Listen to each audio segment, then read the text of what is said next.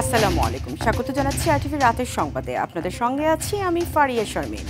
দেশে লোডশেডিং ভয়াবহ আকার ধারণ করলে গ্রাম ও শহরে সমান হারে বন্টন করা হবে বলে জানিয়েছেন জ্বালানি উপদেষ্টা মোহাম্মদ ফাজল কবির খান। সকালে বিদ্যুৎ ভবনে এক সেমিনারে তিনি বলেন, জুনের মধ্যে গ্যাসের সিস্টেম লস অর্ধেকে নেমে আসবে। অনুষ্ঠানে এলএনজি আমদানি কমাতে কূপ খননের ওপর জোর দেন জ্বালানি বিশেষজ্ঞরা। বিস্তারিত জাকারিয়া খানের রিপোর্টে।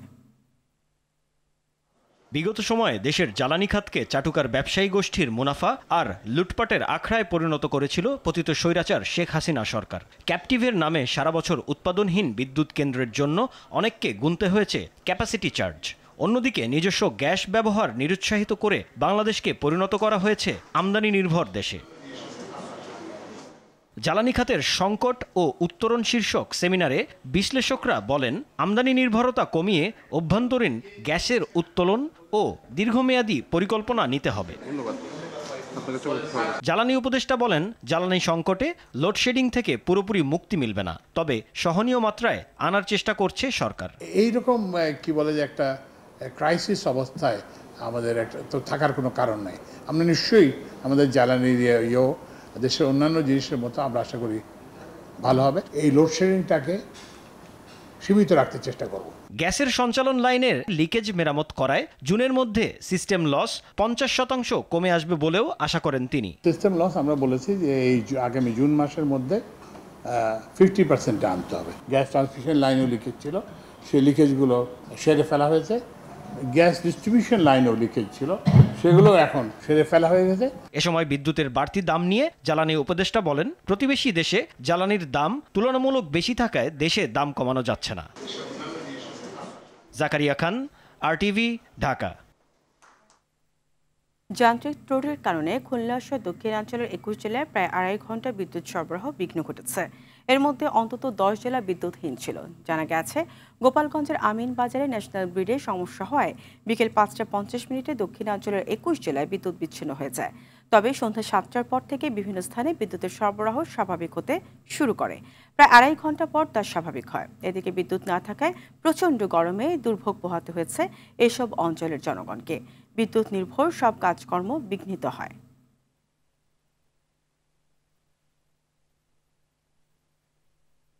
গণতন্ত্র ছাড়া জনগণের মুক্তি সম্ভব নয় বলে মন্তব্য করেছেন বিএনপির স্থায়ী কমিটির সদস্য জমির উদ্দিন সরকার।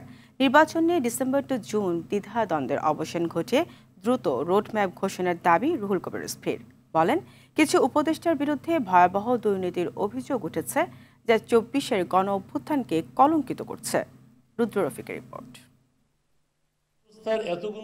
সুপ্রিম কোর্টের আপিল বিভাগের সাবেক বিচারপতি ও সাবেক প্রধান নির্বাচন কমিশনার মোহাম্মদ আব্দুর রউফের স্মরণে আলোচনা সভার আয়োজন করে জাতীয় নাগরিক সভা। এতে বিশেষ অতিথির বক্তব্যে বিএনপির স্থায়ী কমিটির সদস্য জমির উদ্দিন সরকার বলেন, দেশকে এগিয়ে নিতে হলে গণতন্ত্রের বিকল্প নেই। ফ্যাসিবাদের মিথ্যে মামলায় 60 লাখ আসামি মুক্তি কতদূর শীর্ষক জাতীয় প্রেস ক্লাবে আয়োজিত এক আলোচনা সভায় প্রধান অতিথির বক্তব্যে রুহুল কবির রিজভী অভিযোগ করেন, দুর্নীতি ও পাচারের টাকা দিয়ে দেশে অনবরত অস্থিরতা তৈরির চেষ্টা করছে পতিত ফ্যাসিস্ট শেখ হাসিনা। কেন এই দ্বিধা দ্বন্দ্বের মধ্যে দোলাচ্ছেন মানুষের হৃদয়কে? পেন্ডুলামের মধ্যে ডিসেম্বর না জুন এর মধ্যে দোল খাচ্ছে কেন? এটা সুস্পষ্ট করুন। কেন তাদের এপিএস এর নামে শত কোটি টাকা দুর্নীতির অভিযোগ আসবে? কেন তারা বদলি বাণিজ্যের বিষয়ে তাদের অভিযোগ উঠবে? নাটোরে এক অনুষ্ঠানে বিএনপির নির্বাহী কমিটির সদস্য রুহুল কুদ্দুস তালুকদার দুলু বলেন, নির্বাচিত সরকার ছাড়া দেশে চলমান অস্থিরতা বন্ধ করা সম্ভব নয়। জাতীয় রাজনীতিতে কিছু ষড়যন্ত্রকারী বাংলাদেশের মধ্যে আবার নতুন করে ষড়যন্ত্র শুরু করেছে। তারা চাচ্ছে দেশের মধ্যে আবার অরাজকতা।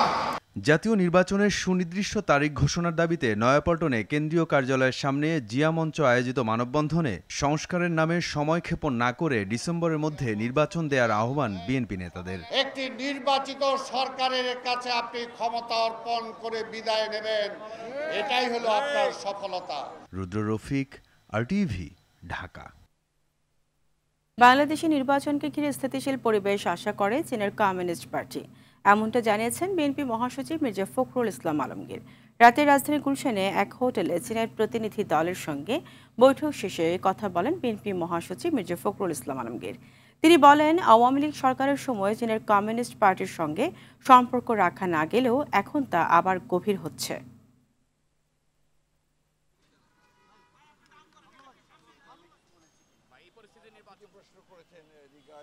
এটা আমাদের একটা খুব অনেক পুরনো সম্পর্ক আছে আপনার চীনা কমিউনিস্ট পার্টির সঙ্গে।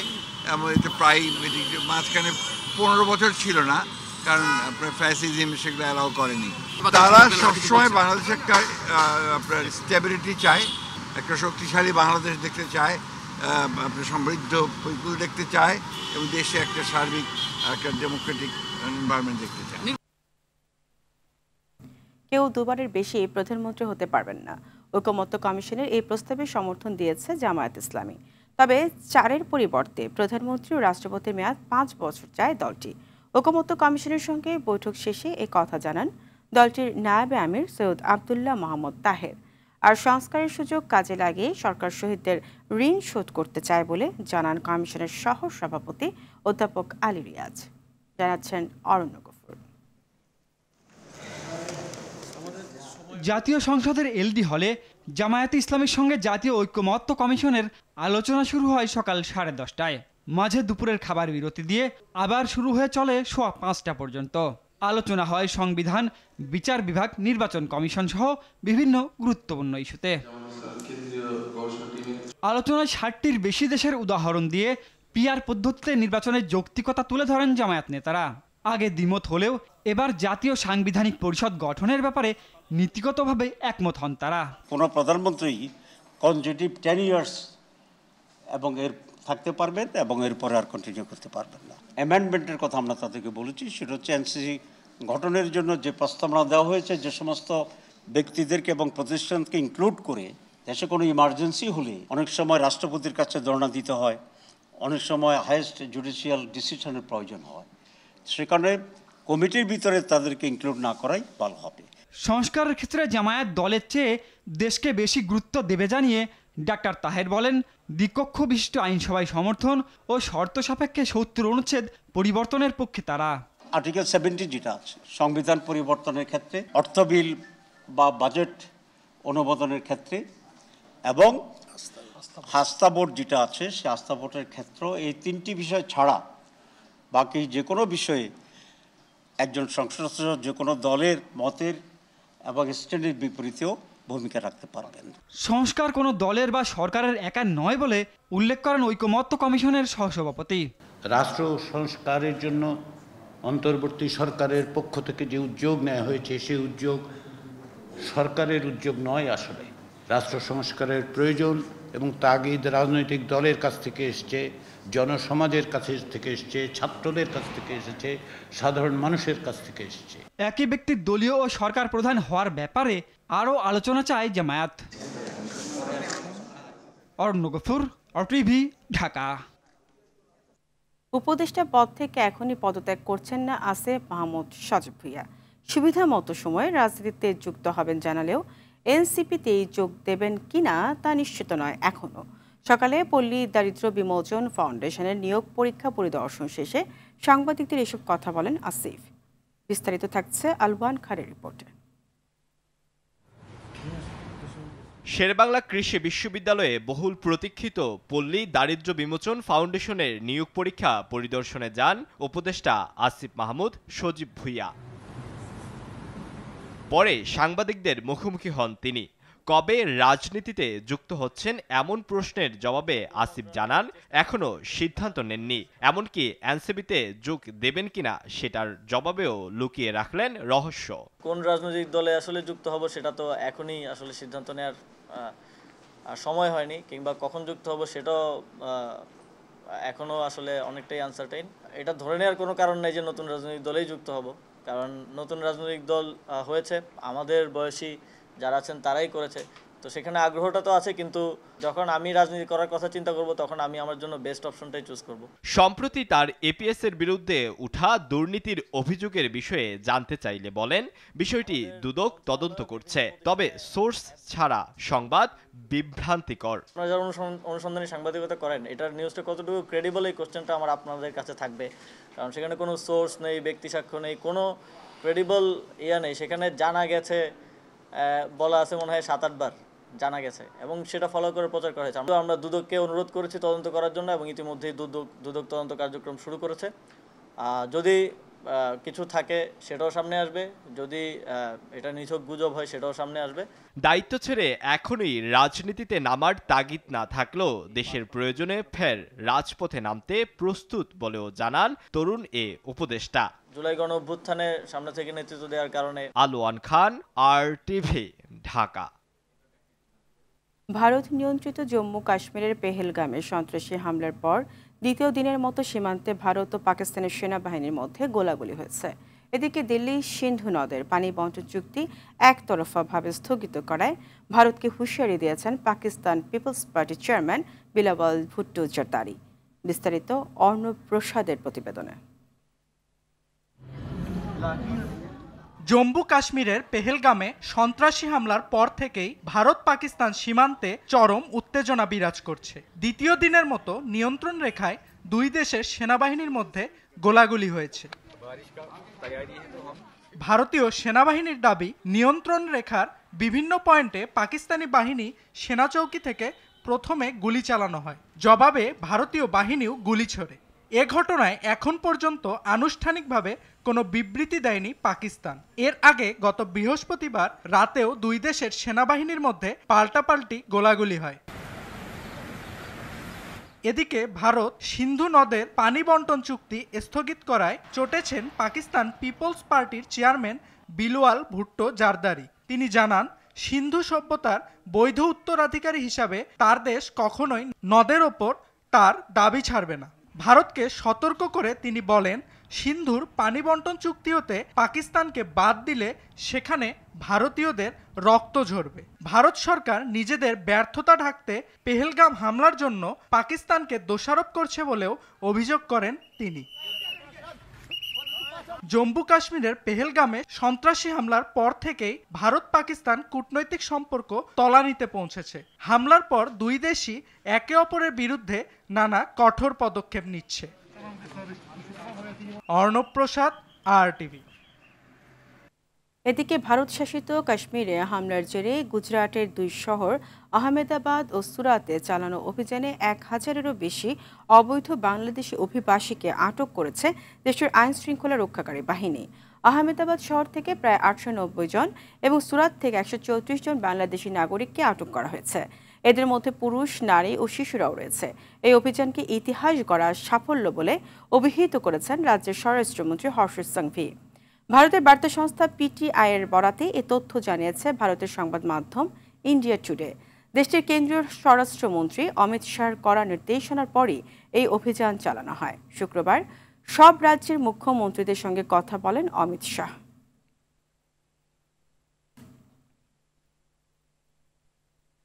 ওয়েদার আন্ডারগ্রাউন্ড নামে একটি ওয়েবসাইটে বিশ্বের সবচাইতে ভয়ঙ্কর 35টি মৌসুমী ঘূর্ণিঝড়ের তালিকা রয়েছে, যার 26টি ঝড়ই বঙ্গোপসাগরের। কারণ বিশ্লেষণে গিয়ে দেখা যায় মৌসুমী বায়ুর প্রভাবে প্রতি বছর ঝড়ের মুখোমুখি হতে হচ্ছে বাংলাদেশকে।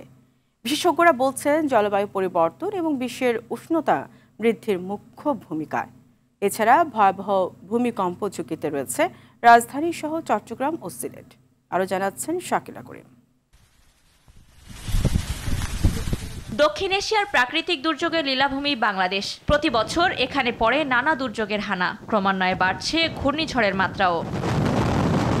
1970 সালের পর থেকে বর্তমান সময় পর্যন্ত বাংলাদেশে বেশ কয়েকটি ভয়াবহ ঘূর্ণিঝড় আঘাত এনেছে। এ নিয়ে বিশ্লেষণ করে দেখা গেছে সাগরের তাপমাত্রা বাড়াই এর কারণ। 2019 সালে তো সমুদ্রের পানির যে তাপমাত্রা সেটা ছিল 0.06 ডিগ্রি সেলসিয়াস, আর এটা 2023-এর যে পরিসংখ্যান সেটা হয়ে গেছে 0.27 ডিগ্রি সেলসিয়াস। দুর্যোগ মোকাবেলায় ব্যক্তি পর্যায় থেকে সরকার সব জায়গায় পদক্ষেপ নেওয়া প্রয়োজন বলে মত জাতিসংঘের দুর্যোগ ঝুঁকি হ্রাস বিশেষজ্ঞ মোহাম্মদ মানসুরুল হকের। গাছপালার পরিমাণ বাড়াতে হবে, গাছ রোপণ করতে হবে বেশি। বাংলাদেশ সহ যা অনেক উন্নত দেশেও আপনার ইন্ডাস্ট্রিয়ালিস্টদেরকে অনেক বেশি সতর্ক করতে হবে। চরম ভূমিকম্প ঝুঁকিতে রাজধানী সহ চট্টগ্রাম ও সিলেট অঞ্চল, এ নিয়ে রয়েছে ভয়াবহ তথ্য। 7 মাত্রা বা তার বেশি মাত্রার ভূমিকম্প হলে এই 3 অঞ্চলের 75% ভবন ধ্বংস হয়ে যাবে। এজন্য নগরায়ণ পরিকল্পনায় জোর দেওয়া উচিত বলে মনে করেন তিনি। বাংলাদেশে 2টা জোন রয়েছে ভূমিকম্প রিস্কি জোন। একটা হচ্ছে পূর্বাঞ্চলীয়, যেটা আপনার সিলেট থেকে টেকনাফ হয়ে মায়ানমার যেই জোনটা রয়েছে, ওই জোনটাতে একটা রিস্কি প্লেট রয়েছে। যে কোনো সময় বড় ধরনের একটা ভূমিকম্প হওয়ার সম্ভাবনা রয়েছে। প্রায় 75% ভবন প্রকৃত যে গাইডলাইন রয়েছে ভবন নির্মাণের, সেই গাইডলাইন ফলো করে নির্মাণ করা হয়নি। রাস্তাঘাটের যেই পরিমাণ থাকা উচিত সেই পরিমাণ নেই। তবে এসব প্রাকৃতিক দুর্যোগ মোকাবেলায় বাংলাদেশ এখন রোল মডেল বলেও উল্লেখ করেন এই বিশেষজ্ঞ। বাংলাদেশের ডিজাস্টার ম্যানেজমেন্ট অনেক বেশি সুশৃঙ্খল। শাকিলা করিম, RTV, ঢাকা। সব ধর্মীয় আচার আনুষ্ঠানিকতা শেষে প্রিয় গির্জা রোমের সেন্ট সান্তা মারিয়া মেজোরে ব্যাসিলিকার ভেতরে সমাহিত হলেন পোপ ফ্রান্সিস। গত 100 বছরের মধ্যে এই প্রথম কোনো পোপকে ভ্যাটিকানের বাইরে সমাহিত করা হলো, যার লাখের বেশি মানুষ অংশ নেয় পোপের শেষকৃত্য অনুষ্ঠানে। বিশ্ব নেতাদের সঙ্গে পোপের প্রতি শেষ শ্রদ্ধা জানাতে উপস্থিত ছিলেন প্রধান উপদেষ্টা ডক্টর ইউনুসও। বিস্তারিত রাকিব হাসানের রিপোর্টে। ইতালির রোমের সেন্ট সান্তা মারিয়া মেজোরে ব্যাসিলিকার সামনে লাখ লাখ ভক্তের অশ্রুসিক্ত বিদায়ে স্থানীয় সময় দুপুর 1:30টায় সমাহিত হলেন গরিবের পোপ খ্যাত ফ্রান্সিস। সে সময় কার্ডিনাল জিওভার্নি বাতিস্তারে বলেন, পোপ ফ্রান্সিস সকলের মন ও হৃদয় স্পর্শ করেছেন। তিনি দেয়াল নয়, সেতু নির্মাণ করতে চেয়েছিলেন। তার ভালোবাসা দিয়ে বিশ্বের সকলের মন ও হৃদয় স্পর্শ করেছেন।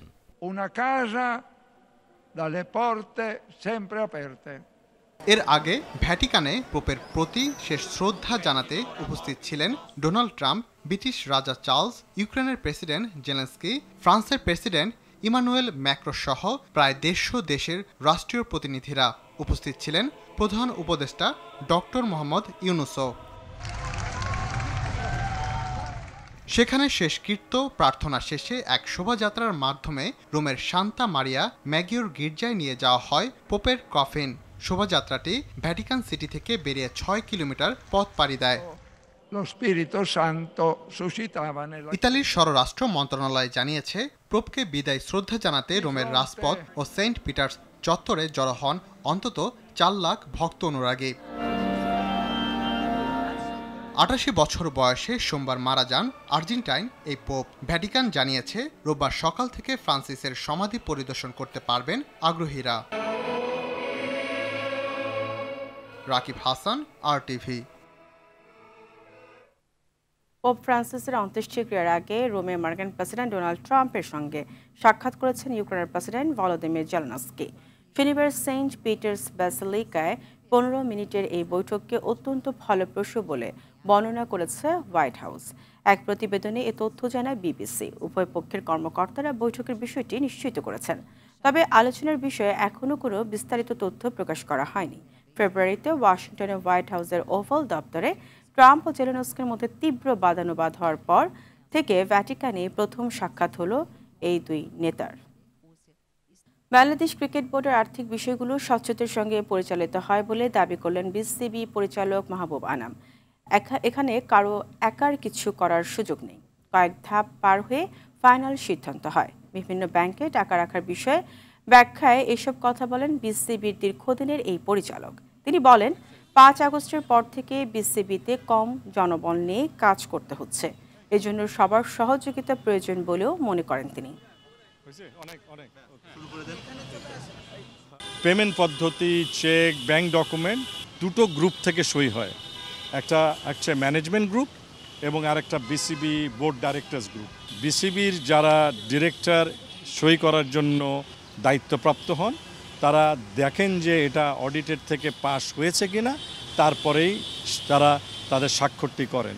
তো সেভাবে আমার যে দায়িত্ব রয়েছে আমি সেই দায়িত্ব পালন করি। বিপিএল এর জন্য আরেকটা গ্রুপ আছে, প্রভিডেন্ট ফান্ডের জন্য একটা ডিফারেন্ট গ্রুপ আছে। ঢাকা প্রিমিয়ার লিগ ক্রিকেটে নিজ নিজ ম্যাচে জয় পেয়েছে মোহামেডান ও আবাহনী। বিকেএসপি তেলিজেন্স অফ রূপগঞ্জকে সহজেই 7 উইকেটে হারিয়েছে আবাহনী। টস জিতে প্রতিপক্ষকে আগে ব্যাট করতে পাঠালে 225 রানের বেশি করতে পারেনি রূপগঞ্জ। 226 রানের লক্ষ্যে খেলতে নেমে মাত্র 37 ওভার 3 বলেই জয়ের বন্দরে পৌঁছে আবাহনী। অপরদিকে মিরপুরের শ্বাসরুদ্ধকর ম্যাচে গাজী গ্রুপের বিপক্ষে 4 উইকেটে জিতেছে মোহামেডান। আগে ব্যাট করে গাজী গ্রুপ 236 রান করে। জয়ের জন্য 237 রানের লক্ষ্যে ছুটতে গিয়ে মোহামেডানের অপেক্ষা করতে হয় শেষ বল পর্যন্ত। আবাহনী মোহামেডানের জয়ে মঙ্গলবার এই দুই দলের মুখোমুখি লড়াই হবে অঘোষিত ফাইনাল হিসেবে। রাতের সংবাদ এই পর্যন্তই। মধ্যরাতের সংবাদ রাত 1টায় দেখার আমন্ত্রণ রইল। ধন্যবাদ সবাইকে।